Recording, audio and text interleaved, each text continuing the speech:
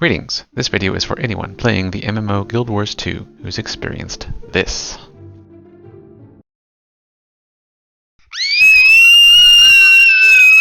Calm down, it's going to be okay. Here, have some pie. Don't let these monstrous tooltips intimidate you. Let me teach you how to cut these tooltips down to size. Let's begin with a quick primer on today's specimen. Arcane Wave is a utility skill of the Elementalist class. It can be equipped by any Elementalist in one of these 3 utility slots. When you use Arcane Wave, it looks like this. Without further ado, I present to you the tooltip. Getting started in the top left, the ability's name. This is its cast time, or how long it takes to fill this little cast bar. It's measured in seconds. Most abilities require you to reach the end of the cast time to have any effect. However, a very few, like this Elementalist healing skill, have a continuous effect while the cast bar is filling. If an ability has no cast time listed in this space, that means it's a special instant ability. Instant abilities are agents of chaos that break all the rules and can be used anytime willy-nilly, even in the middle of casting other abilities.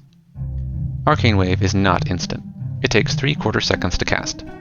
But it does have a continuous effect: movement. This is the reuse timer, or how fast you can reactivate the ability after using it. For most tooltips, this number is big, and represents the overall cooldown for the ability. However, in this case the number is very small, because Arcane Wave's longer cooldown is dictated by its ammo charges. This will make more sense when we get to the count recharge line. Arcane Wave's description starts with the keyword arcane. Keywords signal interactions with certain traits and relics.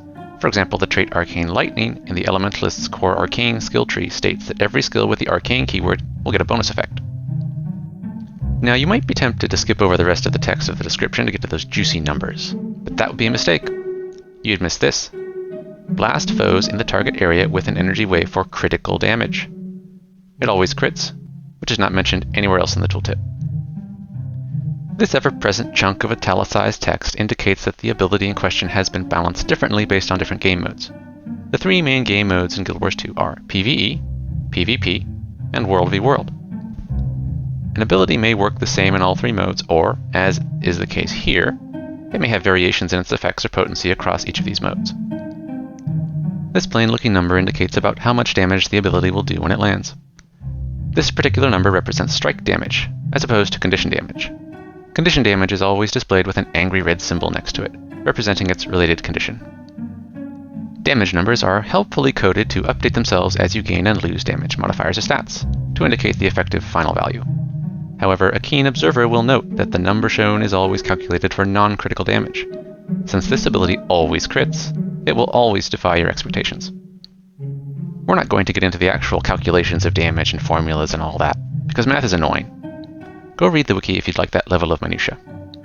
While you're visiting the Wiki, admire its comprehensive excellence. What tidbits does the notes section reveal? Any known bugs with this ability? What are the specific variations for its damage and cooldown values in different game modes? And look at this, a version history. Did you know this skill only had its dash effect added in March 2024? Okay, no more distractions. Next line. Remember keywords? This blue text is a bonus effect that you only get with the related Arcane Lightning trait that affects Arcane keyworded skills. Now Arcane Wave applies the immobilize condition as well. Immobilize prevents moving and dodging. Most abilities can still be used while immobilized, so it's not considered a purple disable effect, and stun breaks do not remove it. That bright red color indicates it's a condition, as verified in the Asuran Diagnostic and Statistical Manual of Conditional Afflictions. Next, here's another bonus effect from the Arcane Lightning trait. It gives you a brief increase to ferocity. Arcane Wave applies Daze on affected targets. Daze is a disable, or control style effect. Disables prevent the afflicted target from using any abilities until they wear off. They also interrupt abilities that are mid-cast. However, unlike more brutal disables like stun and knockback, Daze still lets the target move and dodge. Because Daze is considered a disable effect, like stun, any ability that has the phrase stun break can remove it. However, because it's not an angry red condition, Daze can't be cleansed with condition cleansing. Conditions are always red. Daze and stun are purple. Look, it's really simple. Power damage is rock. Condition damage is paper. Condition cleansing is scissors. daze and stun, or mushrooms. Here we have the maximum number of enemies the ability can affect. Arcane Wave can do its thing to, at most, 5 different targets in range of its impact.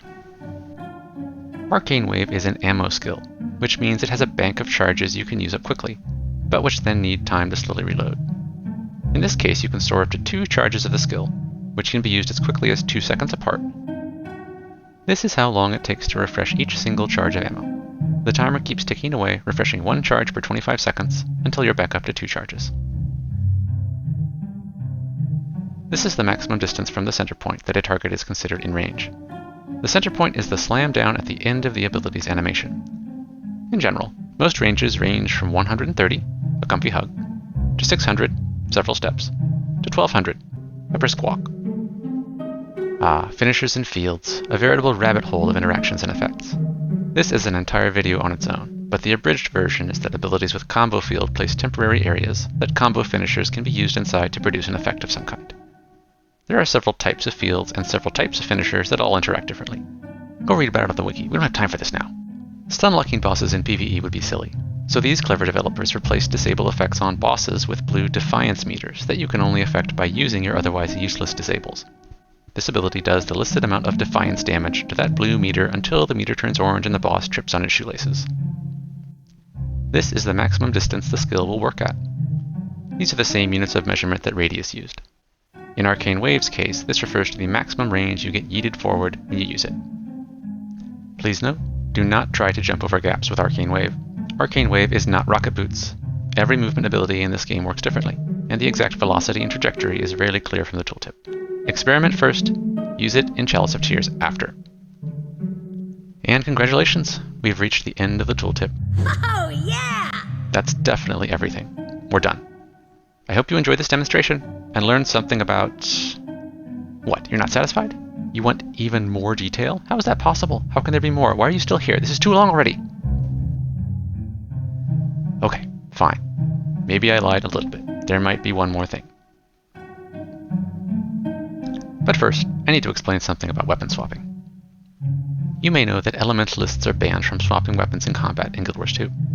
Most classes can swap between 2 weapon sets at any time to get access to a new set of abilities. Elementalists can't swap weapons during combat. Instead, they get 4 elemental attunements with different weapon skills in each to swap between. This means elementalists can just throw out that useless weapon swap keybind, right? Wrong. Well, I mean, every elementalist needs that keybind to be able to drop bundle skills like Conjure Earth Shield, but there's also a less known use. Swapping weapons is one of the surest ways to terminate any animation you happen to be in the process of executing. The stow weapon keybind has nothing on weapon swap. Weapon swapping ends movement, casting, animations, everything. Because of this, it's easy to accidentally terminate your own abilities prematurely if you weapon swap too early. What does this have to do with Arcane Wave? Well, if you swap weapons while out of combat in the middle of the ability casting, this happens. See that? You still move, but if you cancel it before you reach the end of the casting bar, it doesn't use a charge of ammo. It only triggers the 2-second recast timer. You can use this for essentially free bursts of mobility while out of combat. So why is this mostly useless? Because it only works out of combat, because Elementalist. You can't use it to chase enemies or get away from a fight. Also, even more dumb, in structured PvP, Elementalists are extra double 100% banned from swapping weapons after the match starts, even while out of combat. So thanks, ArenaNet, for crushing my dreams of wave dashing across Eternal Coliseum. I guess this dumb trick might be helpful for mobility between fights and fractals or raids where you can't mount, or maybe as a way to jump scare people in World v World. If you figure out some way to take advantage of this quirk that might be useful, leave it in the comments. There you go, that's it. I hope someone found this enlightening, or at least entertaining. Take care and stay curious.